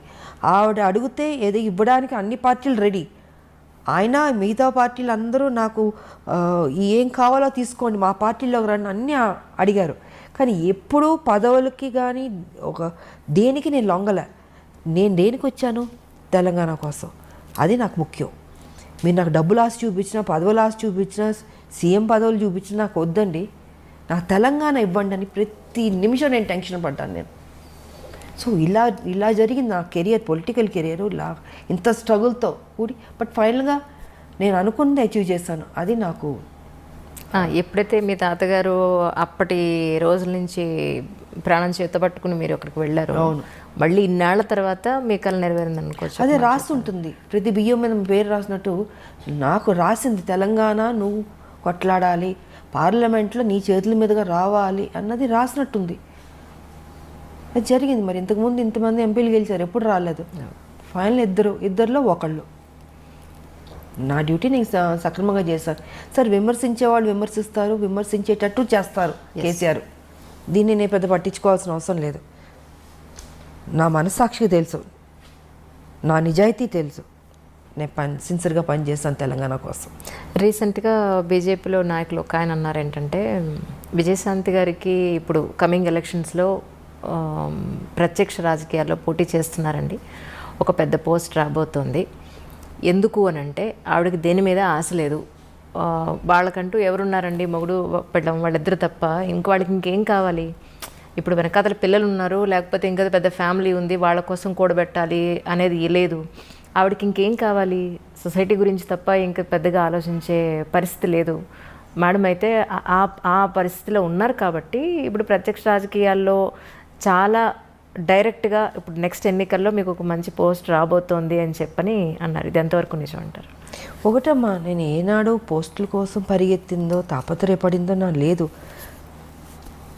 నా ప్రజలకు మేలు జరిగితే చాలు, నన్ను ఏం చేయమంటారు చెప్పండి, నేను చేస్తాను. నా జీవితం అన్యాయం అయిపోయినా పర్లేదు, కానీ నా ప్రజలు 4 కోట్ల ప్రజలు, వాళ్ళకి మేలు జరిగితే చాలు అన్నదే తప్ప ఇంతకాలం నాకు రెడ్ కార్పెట్లు వేశారమ్మా. మీకు ఏం కావాలో చెప్పండి, మీరు మా పార్టీలో రండి, ఇది ఇస్తా అది ఇస్తా. నమస్కారం కూడా పెట్టాను. నా తెలంగాణ ఇవ్వండి చాలు, ఇంకా అంతకంటే మిమ్మల్ని నేనేం కోరుకోను. నేను నాకు పెద్ద ఆశ లేదమ్మా, డబ్బు అన్నీ చూశాను కదా, ఇంకేముంటుంది. మీరు చెప్పినట్టు నాకేమీ లేదు, నా పిల్లలు కూడా వద్దు అనుకున్నా, అన్నీ వద్దు, తెలంగాణ వస్తే చాలు, 4 కోట్ల మంది బతుకుతాయి చాలు. సో అలా ఉండింది. అండ్ ఇప్పుడు పార్టీ ఏ బాధ్యత ఇచ్చినా అది నా బాధ్యతగా అనుకుంటాను, నా డ్యూటీగా చేస్తాను నేను. అయ్యో అది పెద్ద పోస్టు, ఇది పోస్టు, నాకేమీ లేదు. ఎంత పెద్దది, ఎందుకంటే ఇంకా పెద్దది, హిమాలయ అంత పెద్దది ఇచ్చినా కూడా ఇదే విజయశాంతి, అదే బాధ్యత, అదే సేవ ప్రజలకి. ఎందుకు పిల్లలు లేరు, ఇంక దేనికి నేనేం చేసుకోవాలి? నేను మా హస్బెండ్ ఇద్దరమే తెలంగాణ కోసం అన్నీ పక్కన పెట్టేశాను. సో ప్రజలకు బాగా జరిగింది అనుకో. నా బాధ ఇవాళ ఏంటంటే, ఇంత కష్టపడి తెలంగాణ సాధించాం, 1200 మంది చనిపోయారు, వాళ్ళ ఆత్మ శాంతించాలంటే అసలు సిసలైన తెలంగాణ రావాలి అనుకుంటే ఆ తెలంగాణ రాలే, దోపిడీ తెలంగాణ జరుగుతుంది. ఇది నాకు బాధగా ఉంది. దీని మీద నేను ఫైట్ చేస్తున్నాను. నేను కేసీఆర్ గారు కూడా ఒక్కసారి మేము గుండె మీద చేపెట్టుకుని ఆలోచించండి, మీరు చేస్తుంది రైటా రాంగా అని. మీకు వయసు అయిపోయింది, ఇంకెంతకాలం బతుకుంటారు? కనీసం మీరు వెళ్ళే లోపల మంచి చేసి వెళ్ళాలన్న ఆలోచన మీకు తట్టట్లేదు కేసీఆర్ గారు. మనం ఎన్ని మాటలు మాట్లాడుకున్నాం తెలంగాణ, ఎన్ని విషయాలు మనం డిస్కస్ చేస్తాం తెలంగాణ. ఇవాళ ఏమైపోయింది మీకు? మీకు ఎలా మనసు వస్తుంది ఆ అమాయక ప్రజల్ని మోసం చేయాలని? మీకు దేవుని భక్తి ఉంటుంది. ఒకసారి ఆలోచించండి. ఇంత అబద్ధం, ఇంత మోసం అండి. ఇంత డబ్బు తిన్నారు కదా, ఏం చేసుకుంటాడు ఆయన చెప్పండి? 1,00,000 కోట్ల పైన మీరు తీసుకున్నారు తెలుసు అందరికీ. ఏం చేసుకుంటారు? ఆల్మోస్ట్ మీరు 70కి వెళ్ళబోతున్నట్టున్నారు. ఏం తినడానికి ఉండదమ్మా, తినేది ఇంతే తింటాం. కానీ మీరు కొంచెం మారండి. నేను అదే అంటున్నా, కేసీఆర్ గారు మీరు ఇప్పుడైనా మారండి. 2 సార్లు మీకు ప్రజలు అవకాశం ఇచ్చారు. ఆ ప్రజలు వాళ్ళ మొహాలు చూడండి. వాళ్ళని చూస్తే మీకు మోసం చేయబుద్ధి అవుతుందా? మీకు తప్పనిపించట్లేదు మీకు నిజంగా? కనీసం ఇప్పుడైనా మారి మంచి చేసన్నా ఈ భూమి నువ్వు విడిచేది వెళ్ళండి. మీకు వెళ్ళాల్సిన టైంలో మీరు ఉండండి, 100 ఏళ్ళు బతకండి కాదట్లే, కానీ తప్పు చేసి వెళ్ళొద్దు, మంచి చేసి వెళ్ళండి. ఉద్యమంతో చేసాం మనం. ఆ చిన్న తప్పు కూడా వద్దు, ఆ రిమార్క్ కూడా వద్దు అన్నది నేను ఆయనకి చెప్తున్నా. నేను ఆయన తీసుకుంటాడని నేను అనుకోవట్లేదు, బట్ నా డ్యూటీ నేను చెప్తున్నాను. ఇప్పుడు ప్లస్ తెలంగాణ గవర్నమెంట్కి మీరు ఎన్ని మార్కులు ఇస్తారు? నేను ఇవ్వను. నేను అదే చెప్తున్నాను. ఇప్పుడు ఇంతసేపు చెప్పింది ఆయన మంచి చేస్తుంటే మీరు మంచి చేశారు, నేను మెచ్చుకుంటాను. ఇప్పుడు మిగతా నేను బీజేపీలో ఉన్నాను అని కాదమ్మా. ఆయన కేసీఆర్, నేను విజయశాంతి, మనం పని చేసాం, ఉద్యమంలో కొట్లాడాం. కానీ ఇవాళ మీరు ఒక ముఖ్యమంత్రి అయ్యారు. ముఖ్యమంత్రి అయిన వెంటనే నేను ఒక్కరోజు కూడా మిమ్మల్ని నేను విమర్శించలే, తిట్టలే. 3 ఏళ్ళు మీకు టైం ఇచ్చాను నేను. సరే, కొత్త పార్టీ, కొత్తగా వచ్చారు, బాగా చేస్తారు, ఒక నమ్మకం. ఉద్యమాన్ని నుంచి వచ్చిన మనిషి కాబట్టి ఆయనకు ఆ బాధ్యత తెలుసు. ఎక్కడ ఏ ప్రాబ్లం ఉంది, ప్రజలకు ఏ కష్టాలు ఉన్నాయి, ఎక్కడ ఏ ప్రాబ్లం తీర్చాలని తెలుసు కాబట్టి చేస్తాడు అనుకున్నా. కానీ చేయలే. ముఖ్యమంత్రి కుర్చీలో కూర్చోగానే ఆయన ఆలోచనలు మారిపోయినాయి, మనిషి మారిపోయాడు. ఉద్యమం ఉన్న కేసీఆర్ గారు వేరు, ఇప్పుడున్న కేసీఆర్ వేరు. అహం పెరిగిపోయింది. ఎవరిని ఒకళ్ళు విమర్శిస్తే దాన్ని అంటే అది మనసుకు తీసుకుంటున్నాడు ఆయన. అంటే ఒక వెంజన్స్ లాగా వాళ్ళ మీద కేసులు పెట్టడం, సంబంధం లేని కేసులు, పాపం ఎంతోమందిని వేధించడం. అది చిన్నవాళ్ళ పెద్దవాళ్ళు ఎవరైనా సరే ఏ రకంగా వెళ్ళిపోతున్నాడు అంటే, ఏజ్ అయ్యే కొద్దీ మనం గతంలో చేసిన తప్పుల్ని, మన తప్పుని దిద్దుకుని మనం మారడానికి ట్రై చేస్తాం. కానీ ఈయన మారతలే. ఏజ్ అయ్యే కొద్దీ ఇంకా అగ్రెసివ్గా, నెగిటివ్గా, హార్ష్గా, క్రిమినల్గా ఈ రకంగా తయారవుతుంటే మరి నాకు ఈయనకి ఎక్కడి నుంచి వస్తుంది ఈ ఆలోచన నాకు అర్థం కావట్లే. ఫామ్ హౌస్లో కూర్చున్నది ఏ రకంగా మనం మోసం చేస్తూ వెళ్దాం అన్నది ఆలోచిస్తున్నాడు తప్ప ఇది మంచి చేద్దాం అన్నది లేదు. ఒక ముఖ్యమంత్రి అంటే పబ్లిక్లో ఉండాలి, ప్రజల్లో తిరగాలి. సో ఈయనైతే ప్రజల్లో తిరగట్లేదు. ఎంతసేపు ఫామ్ హౌస్లో కూర్చుని ఆలోచిస్తూ ఉన్నాడు. ఏ ఆలోచన అంటే మంచి ఆలోచన కాదు, చెడ్డ ఆలోచనలు. ఈ ఎన్నికలకి ఇలా మోసం చేద్దాం, ఆ ఎన్నికలకి ఇలా మోసం చేద్దాం ప్రజల్ని. నువ్వు ఎవరిని మోసం చేస్తున్నావు? ప్రజలు. ఆ ప్రజల్ని నువ్వు 2 సార్లు గెలిపించారు. అది తప్పనిపించట్లేదా అంటాను నేను. సో నేనైతే మార్కులు ఇవ్వను ఆయనకి. ఆయన డెఫినెట్గా మంచి చేస్తుంటే ఇచ్చుండేదాన్ని. మా పార్టీ ఏమనుకున్నా అనుకొని నేను ఆటోతో వెళ్ళి నేను పొగిడేదాన్ని. బట్ వచ్చే ఎలక్షన్స్కైనా హైదరాబాద్లో లేదా తెలంగాణ జిల్లాలో లేదా మన తెలుగు రాష్ట్రాల్లో బీజేపీ వచ్చే అవకాశం ఉందంటారా మీ ఉద్దేశ ప్రకారం? We are trying and all best. నేను ఒకటే చెప్తున్నాం పబ్లిక్ కూడా, ఇంకా మీరు కన్ఫ్యూజ్ కాకండి. ఒకటే ఒక పార్టీ బీజేపీ పార్టీ ఉంది. ఎందుకంటే టీఆర్ఎస్ గతంలో కాంగ్రెస్ చూసారు, టీడీపీ చూసారు, అందరం చూస్తారు. కాంగ్రెస్ ఆల్మోస్ట్ ఏంటంటే టీఆర్ఎస్తో విలీనం అన్నట్టే చెప్పచ్చు. ఎందుకంటే అన్ని ఎమ్మెల్యేలు తీసుకున్న తర్వాత ప్రతిపక్ష హోదా కూడా పోయింది కాంగ్రెస్కి. ఇవాళ కేసీఆర్ గారు ఏం చెప్తుంటే కాంగ్రెస్ అదే చేస్తుంది. సో నేను బయటకు రావడానికి కూడా ఇదే కారణం. అంటే ఎంత కష్టపడినా వీళ్ళు లాస్ట్కి అమ్ముకుంటారు. అదే జరిగింది మొన్న 18-19లో. ఇంకా వీళ్ళు కరెక్ట్ కాదు, వీళ్ళు కొట్టాడేవాళ్ళు కాదు, వీళ్ళు డబ్బులకు అమ్ముడుపోయేవాళ్ళు, ప్యాకేజీలు తీసుకునేవాళ్ళని కొంతమంది చేస్తున్న తప్పుకి ఆ పార్టీ మొత్తానికే అందరికి మీద పడుతుంది. సో ఆ కొంతమంది సరిలేదు ఆ పార్టీలో, దానివల్ల కాంగ్రెస్ మర్యాద పోయింది. సో ఇవాళ నేనేమంటానంటే పబ్లిక్కి 4 లక్షల కోట్లు అప్పులు అయిపోయినాయి, తెలంగాణ డెవలప్మెంట్ లేదు. కేసీఆర్ ఎంతసేపు డబ్బుతో ఓటుతో కొనొచ్చు అని ఆ ప్యాటర్న్లో వెళ్తున్నాడు, ఆయన ఏం చేయడు. ఇంకా మీకు ఉన్నది ఒక బీజేపీ.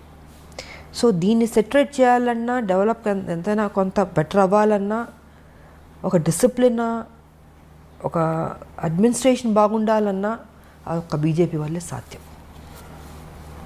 ఈసారన్నా ప్రజల్లో ఆలోచించి బీజేపీకి ఓటేసుకోండి. ఇంకా లేదు, ఆల్టర్నేట్ లేదు. ఇంక మీకు ఒకటి బీజేపీ కనపడుతుంది. ఇంకా ఇప్పుడు మీరే ఆలోచించుకోండి, ప్రజలకు వదిలిపెడతా.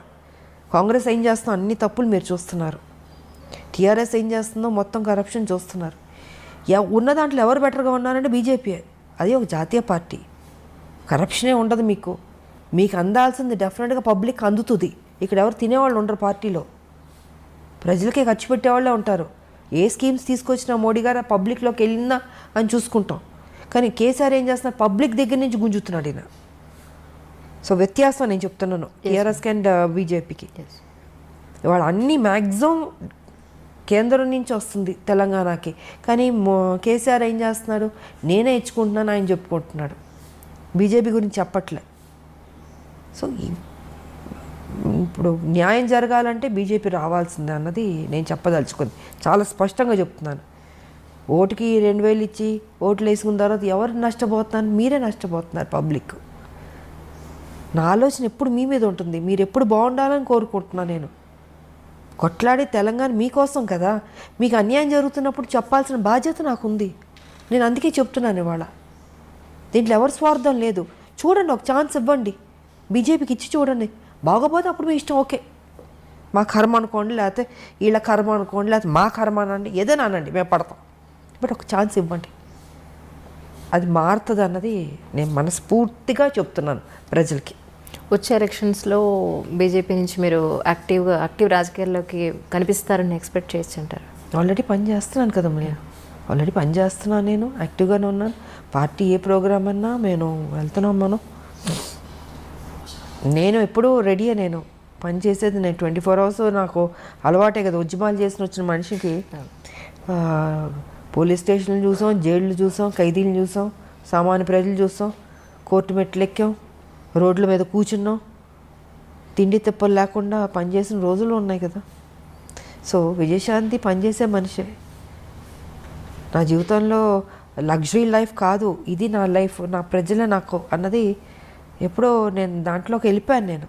సో వాళ్ళు ఏ డ్యూటీ ఇచ్చినా నేను పని చేయడానికి సిద్ధంగా ఉన్నా, పని చేస్తూనే ఉన్నాం మేము. ఇప్పుడు ఉద్యమాలు చేసినట్టు ప్రతిరోజు ఇప్పుడు పార్టీ ఉద్యమం చేయదు. ఇష్యూ వచ్చినప్పుడు ఇష్యూ మీద ఫైట్ చేస్తాం.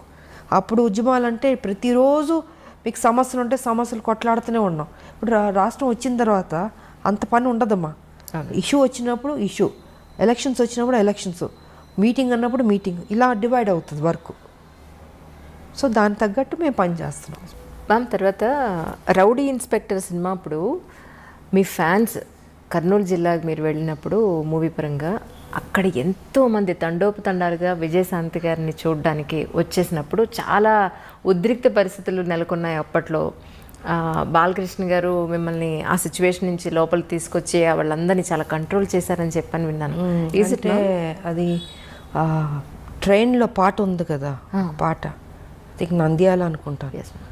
అది చేస్తుంటే క్రౌడ్ విపరీతంగా వచ్చేసి అసలు ట్రైన్ ఆపేశారు.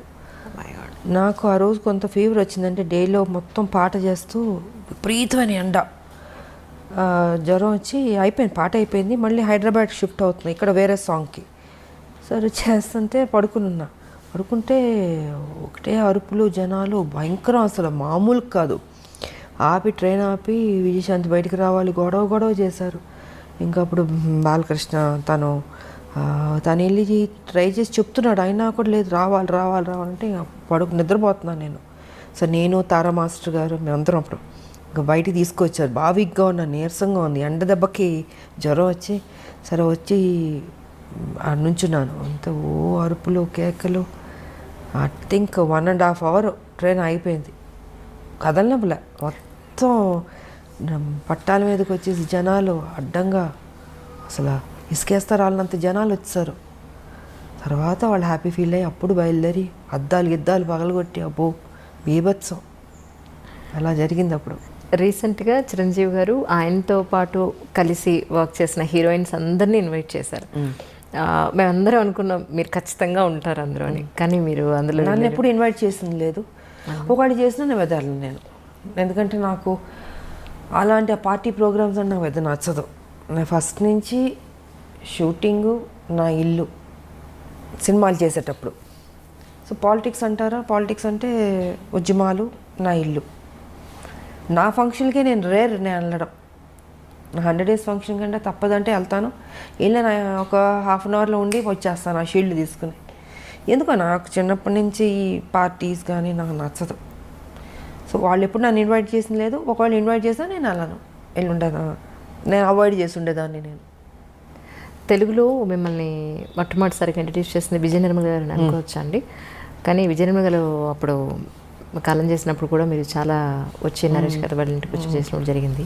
సో ఆవిడతో మీకున్న ప్రత్యేక అనుబంధం? కొంతమంది మన జీవితంలో మర్చిపోలేమమ్మా వాళ్ళు తీసుకున్న కేరు.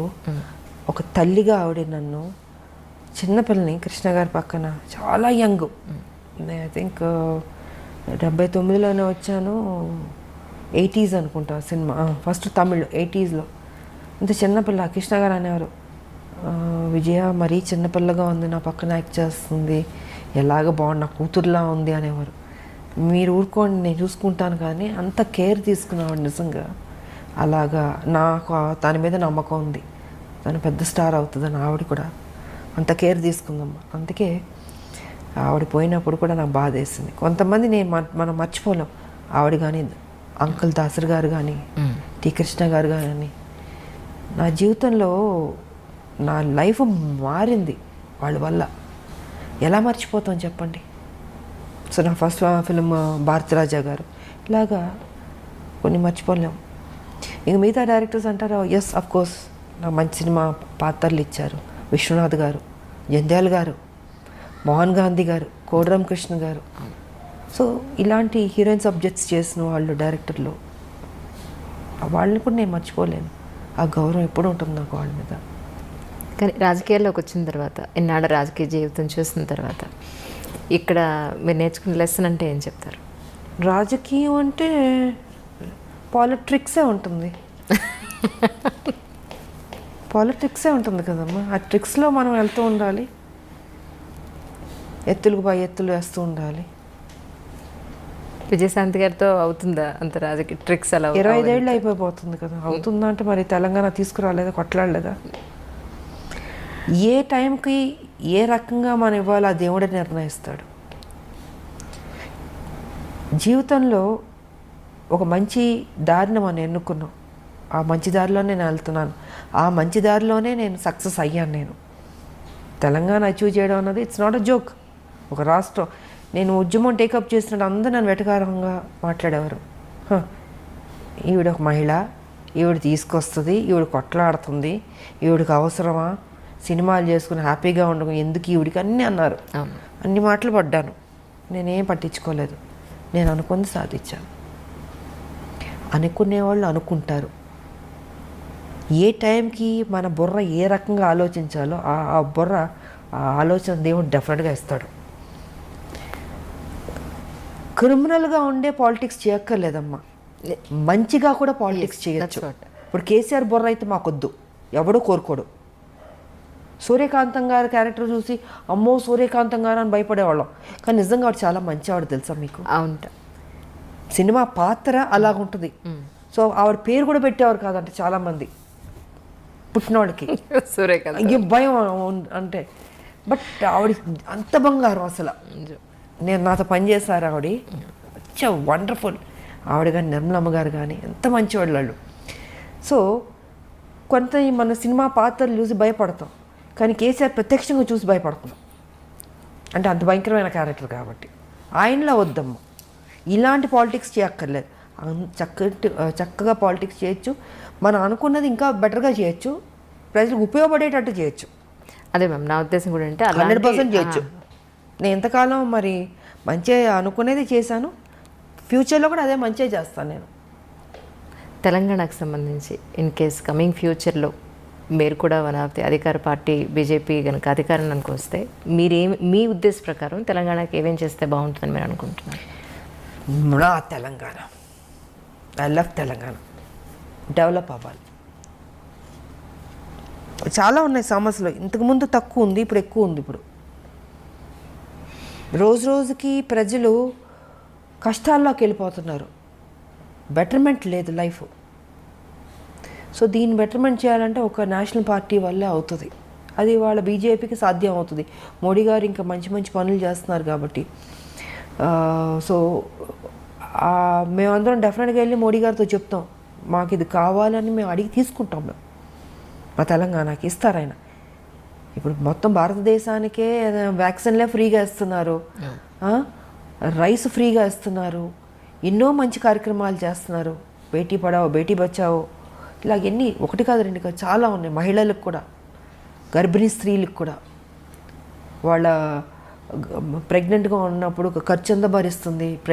డెలివరీ అయిన తర్వాత తల్లి బిడ్డలకి వాళ్ళకి పౌష్టికాహారం కావచ్చు, మెడిసిన్స్ కావచ్చు, వాళ్ళకి ఏం కావాలో ఆ సదుపాయాలన్నీ ఇస్తుంది.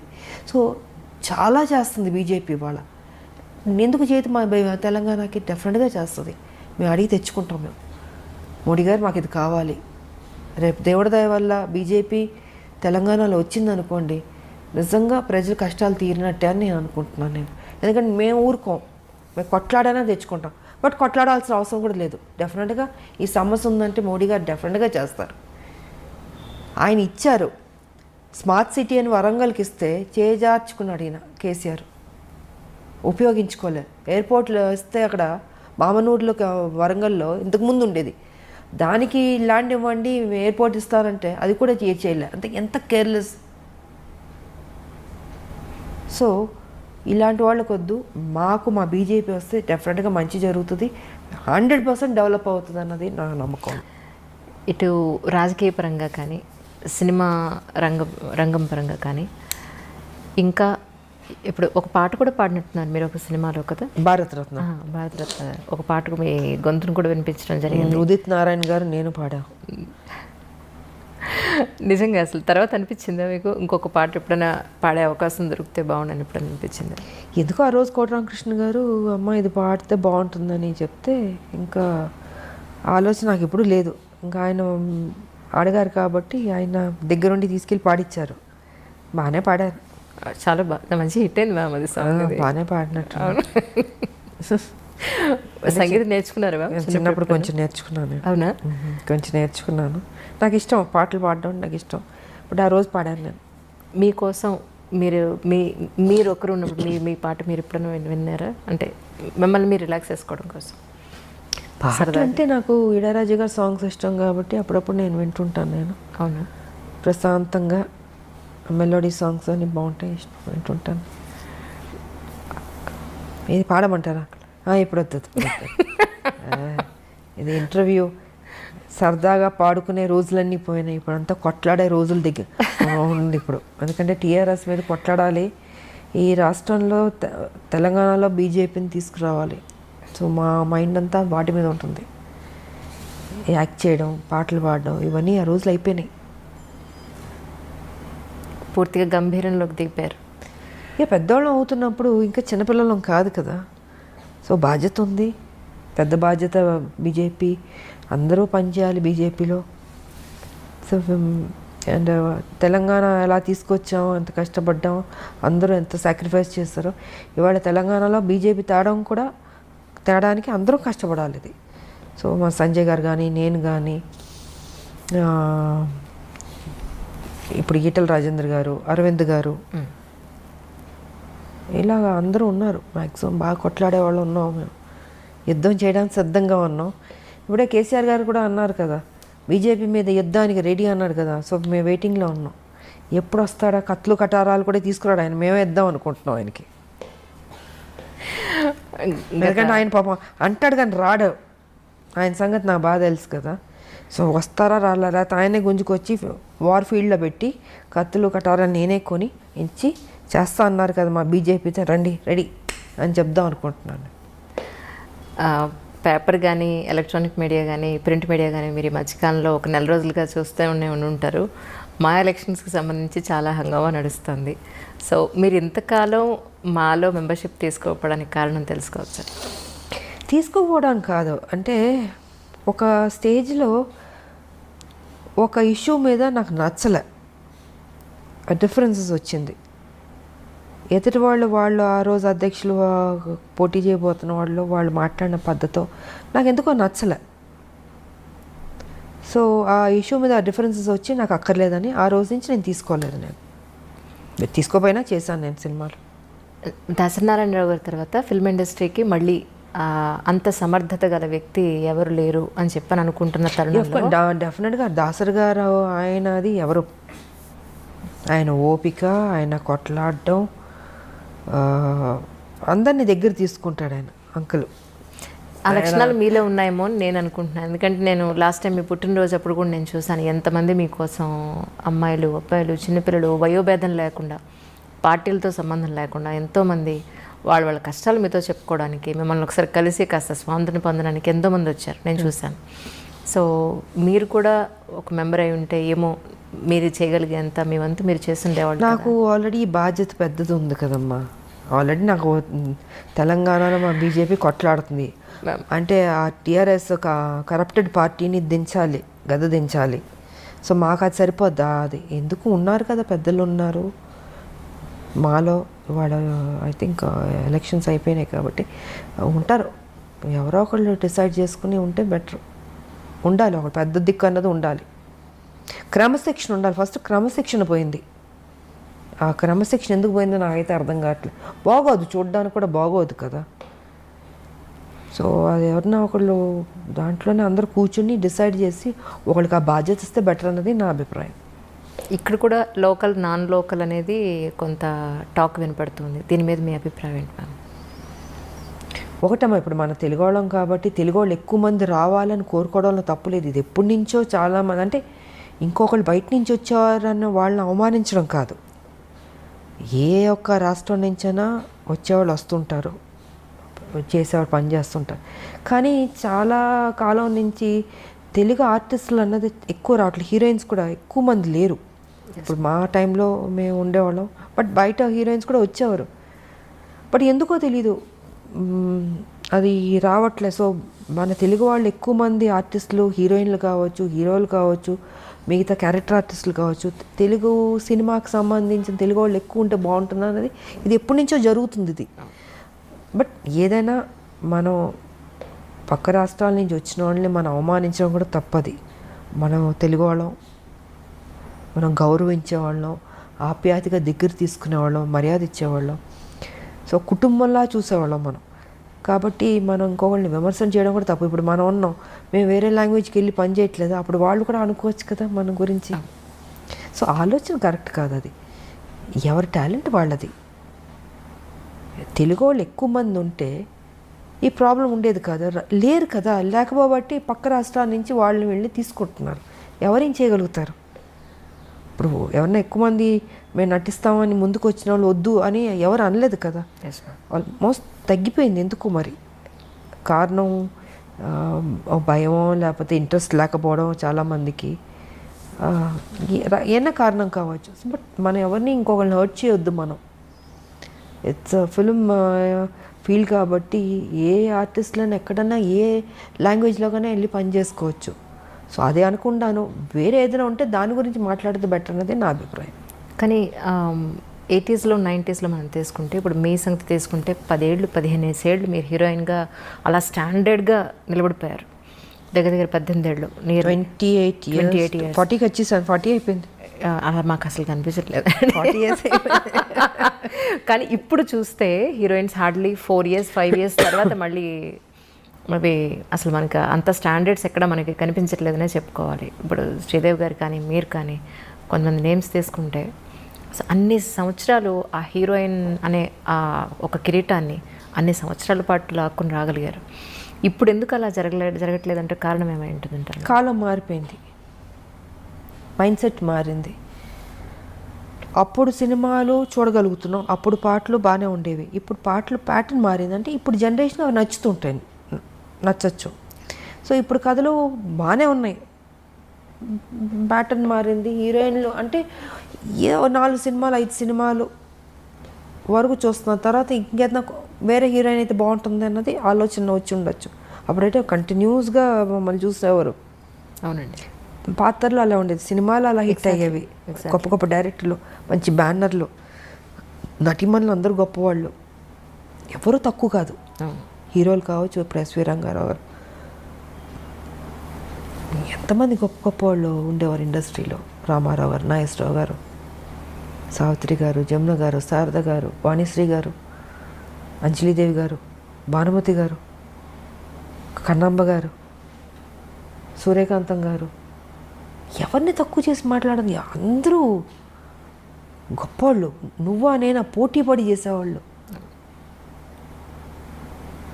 సో ఇప్పుడు ఏంటంటే ఆర్టిస్టులు సినిమాలు మారిపోయినాయి, సబ్జెక్టులు అంత హెవీ సబ్జెక్ట్స్ లేదు, లవ్ సబ్జెక్ట్స్ కానీ. సో ఇప్పుడు ట్రెండ్కి కరెక్ట్గా ఉండొచ్చేమో. అండ్ వాళ్ళకి ఓకే ఈ హీరోయిన్ చాలు నెక్స్ట్ అన్న ఫీలింగ్లో ఉన్నారు పబ్లిక్ కూడా. కొంతమంది పర్లే ఒక 6-7 years వరకు లాగుతున్నట్టున్నారు, 10 వరకు కూడా లాగినట్టు ఉన్నారేమో అనిపిస్తుంది ఇప్పుడు కొంతమంది. మరి మేబీ ఫ్యూచర్లో ఇంకా తగ్గిపోవచ్చు, ఇంకా ప్యాటర్న్ మారొచ్చేమో. So we don't know. Sarileru Neekevvaru సినిమాకి దగ్గర మీకు 13 ఏళ్ల తర్వాత మీరు ఆ సినిమా ఒప్పుకున్నారు. దానికి కారణం ఏమిటి? కమింగ్ ఫ్యూచర్లో ఎలాంటి ప్రాజెక్ట్స్ అయితే మీరు ఒప్పుకునే అవకాశం ఉంటుంది? ఆఫ్టర్ 13 years సరే అనిల్ రావుపూడి గారు, మహేష్ బాబు, ఆయన ఒక మంచి కాంబినేషన్, మంచి క్యారెక్టర్, డిగ్నిఫైడ్గా ఉంది, వచ్చింది. బట్ ఎప్పటి నుంచో అడుగుతున్నారు, నేను రిజెక్ట్ చేస్తూ వచ్చాను. అది బాగుండింది కాబట్టి ఆ రోజుకి యాక్సెప్ట్ చేసేసి అప్పుడు టైం దొరికింది, చేశాను నేను. అండ్ పెద్ద సక్సెస్ అయింది. ఫ్యూచర్లో అంటారా, నాకు ఒకే ఒకటి ఉంది, ఏదో రొటీన్ సినిమాలు కాకుండా ఒక యాక్షన్ సినిమా చేద్దామని ఉంది నాకు. Such a great opportunity for the producers and all. ఒక్క యాక్షన్ సినిమా మళ్ళీ దన్ ఆడిచ్చేద్దాం అన్న ఫీలింగ్ ఉంది. బట్ కథ, పాత్ర కొత్తగా ఉండాలి. సంథింగ్ అలాంటిది ఏదైనా వస్తే మేబీ ఐ విల్ డూ. ఒకే ఒక యాక్షన్ ఫిలిం, ఓకే, పాత విజయశాంతి యాక్షన్ ఫిలిం లాగా ఒక్క సినిమా అలాంటిది ఉంటే. రొటీన్ అయితే వేస్ట్. నా పెద్ద చేయనని చెప్పేసాను నేను. సరే మళ్ళీ అందరూ చేయండి అంటే చేస్తే యాక్షన్ సినిమా ఒకటి చేద్దాం అన్నదే ఒకటి ఆలోచన ఉంది. కథ రావాలి, కథ దొరకాలి, అలా దొరికిందంటే చేస్తాను. ఒకటి ఇంకొకటి. అది కూడా టైం దొరుకుతుందని నాకు తెలియదు, ఉంది. బట్ ఇప్పుడున్న ఈ బిజీ షెడ్యూల్స్, రాజకీయం, ఈ బై ఎలక్షన్స్, మాకు మళ్ళీ ఇంకేం పని అప్పచెప్తారో మా పార్టీ మాకు తెలియదు కదా. సో మరి అలాంటి బిజీ షెడ్యూల్లోనే ఉంటే మరి నేను చెప్పలేను. టైం దొరికితే చేయొచ్చు, అంతే. ఈ సందర్భంగా తెలంగాణ ప్రజలందరికీ కూడా మీరేం చెప్పదలుచుకున్నారు? నేను చెప్పదలుచుకుంది ఎప్పుడు ఒకటే చెప్తాను, ప్రజలకు నేను ఎప్పుడు మంచిగా చెప్తాను. ఈసారి మాత్రం బీజేపీని డెఫినెట్గా మీరు గెలిపించుకోండి, బీజేపీని నమ్ముకోండి. ఈ కష్టాలు చాలు. మనం ప్రజలు ఎలా అయిపోయారంటే వాళ్ళ అమాయకులు కాబట్టి టీఆర్ఎస్ ఓటు వేసేస్తారు నమ్మి. ఓటు వేసిన తర్వాత అయ్యో నాకు ఇది రాలేదు, అది రాలేదు, ఇది చేశారు, అది చేశారు, ఇవన్నీ ఎందుకు? మీ కేసీఆర్ ఆయన పార్టీ ఏం మోసం చేసిందో మీకు అందరికీ తెలుసు. సో తెలుసు కాబట్టి ఇంక ఓటు వేయకండి. వేసి బాధపడ్డం ఎందుకు? వేయకుండా తప్పించుకుని బీజేపీని గెలిపించుకుని ఈసారి బీజేపీని అధికారంలో తెచ్చుకోండి. ఇవాళ చూడండి, వర్షం వస్తే మొత్తం ఒక సముద్రంలా ఉంది. హైదరాబాద్ మొత్తం సముద్రంలా ఉంది, బోట్లు వేసుకెళ్ళచ్చు మనం. అదే చెప్తున్నాను, రోడ్లు బాగాలే, డ్రైనేజ్ సిస్టమ్ బాగాలేదు, మొత్తం చెరువులు కబ్జా అయిపోయింది. వాటర్ ఎక్కడికి వెళ్తుంది? మీరు వరంగల్ తీసుకున్నా, ఏ జిల్లా తీసుకున్నా ఇదే పరిస్థితి. ఇంతకుముందు నేను ఎప్పుడు చూడలే హైదరాబాద్ ఇలాగా, ఇంత దారుణమైన పరిస్థితి నేను చూడలే. హారబుల్గా ఉంది. అక్కడ నివసిస్తున్న ప్రజలు కూడా భయపడి వణికిపోతున్నారు. వర్షం రాకుండా ఉంటే చాలు దేవుడా అని ఫీల్ అవుతున్నారు. వచ్చిందని మునిగిపోతున్నాయి ఇళ్ళు. మ్యాన్ హోల్స్లో వెళ్ళిపోతున్నాను. మ్యాన్ హోల్స్లో ఎందుకు ఆ సేఫ్టీ తీసుకోవట్లేదు? వర్షాకాలం అని తెలీదా? ఎందుకు తీసుకోవట్లేదు? కేర్లెస్గా ఎందుకు ఉంటున్నారు? చనిపోతున్నారు, బాడీ ఎక్కడికి వెళ్తుంది, ఎప్పుడు దొరుకుతుందో తెలియదు. సో ఇవన్నీ చాలా ఉన్నాయమ్మా, మాట్లాడాలంటే అది పెద్ద సబ్జెక్టు. Yes ma'am. నేను ఒకటే చెప్తాను ప్రజల్ని, తెలంగాణ ప్రజల్ని, దయచేసి ఇంకా ఈ రాక్షస పరిపాలన మాత్రం మర్చిపోండి టీఆర్ఎస్ని. ఇంకా టీఆర్ఎస్, కాంగ్రెస్, ఎంఐఎం వీళ్ళందరూ ఒకటి. ఇంకెవరన్నా వచ్చినా కూడా ఆయన తీసుకుంటాడు. ఈ డ్రామాలో ఒక డ్రామా ఉంటుంది. కాబట్టి ఇప్పుడైనా మేలుకుని తెలంగాణని కాపాడుకోవాల్సిన బాధ్యత ఇంకా ప్రజలదే ఉంది. సో ఏదైనా ఏ పార్టీకి వేద్దాం అనుకుంటే ఇంక బీజేపీ ఉంది. మీరు ఆలోచించుకోండి, బీజేపీకి ఎప్పుడూ ఇవ్వలేదు మీరు అవకాశం. మరి బీజేపీకి ఇంతకుముందు మీరు ఇచ్చి సరిగా పరిపాలన చేయకపోతే మీరు తిట్టచ్చు. ఇంతవరకు రాలేదు, ఇవ్వలేదు. సో ఇప్పుడు మీరు ఇవ్వండి, ఇచ్చి చూడండి, చూసి బెటర్ అవుతుంది అనేది నా అభిప్రాయం. ఇంత వరస్ట్గా మాత్రం ఉండదు. ఇక్కడ ఎవడు అమ్ముడిపోయేవాడు ఉండడు, ప్యాకేజీలు మాట్లాడుకునేవాడు ఎవడు ఉండడు. బీజేపీలో ఒక డిసిప్లిన్ ఉండే, ఎందుకంటే నరేంద్ర మోడీ గారు ఉన్నారు, అమిత్ షా గారు ఉన్నారు, నడ్డా గారు ఉన్నారు, మా పార్టీ టీం వర్క్గా ఉంది, అన్నీ బాగుంటుంది అన్నది నా అభిప్రాయం. సో కరెక్ట్ డిసిషన్ తీసుకోండి ఇప్పటికైనా అన్నది నేను చెప్పదలుచుకుని. ఈరోజు మీకు ఇంత గుర్తింపు వచ్చిన, రాజకీయాల్లో ఇంత మంచి పొజిషన్లో ఉన్న, మీ పర్సనల్ లైఫ్లో ఇంత గొప్ప స్థాయిలో ఉన్న ఒక లేడీ అమితాబ్గా ఎదిగిన, దీని అంతటికీ కారణం ఎవరు, మీకు రుణపడి ఉన్నారు, సోన్స్ వాళ్ళకి నేను ఈ సందర్భంగా కృతజ్ఞతలు తెలుపుకోవాలి అంటే ఎవరికి చెప్తారు? దేవుడు, ప్రజలు,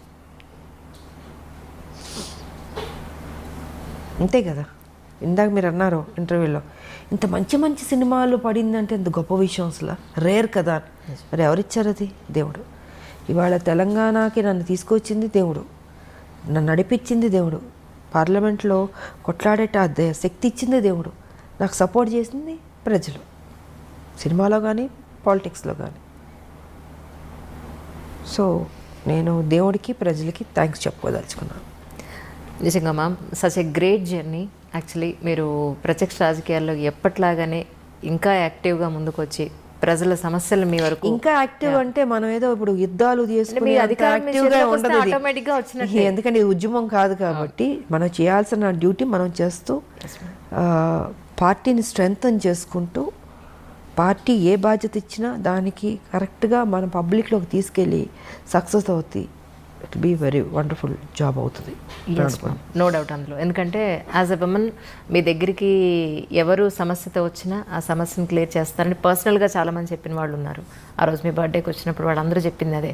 సో మీలాంటి వాళ్ళే రాజకీయాల్లోకి వస్తే ఇంకా బాగుంటుంది అనేది మా యాజ్ ఎ ఉమెన్గా నా స్వార్థం కూడా ఉంది నిజంగా. నేనంటే సేవ చేయడమే తప్ప నాకు ఇంకేం ఉండదు నా మైండ్లో. నిజం, 24 hours ఇంకా అదే ఉంటుంది నాకు. ఎంత తక్కువ టైం, ఒక 2 hours పడుకుని పని చేయమన్నా చేస్తాను నేను, 24 hours పని చేయమన్నా చేస్తాను. ఎస్, నువ్వు అదే అంటారు, నువ్వు పని రాక్షసు అంటారు నన్ను. నాకు పని చేయడం ఇష్టం కాబట్టి, నన్ను ఖాళీగా కూర్చోబెట్టి నాకు నచ్చదు. పని ఇవ్వండి, చేస్తూ ఉంటాను. పని ఇవ్వకపోతే వాళ్ళ తప్పు. ఎస్, పని ఇస్తే నా స్థాయి ఎంతవరకు నేను పని చేయాలో అంతవరకు నేను పని చేస్తాను, అంతే. ఎస్, మీరు నా ప్రజలు బాగుంటే ఇంకా అంతకంటే నాకు కావాల్సిన ఏమీ లేదు. నిజం.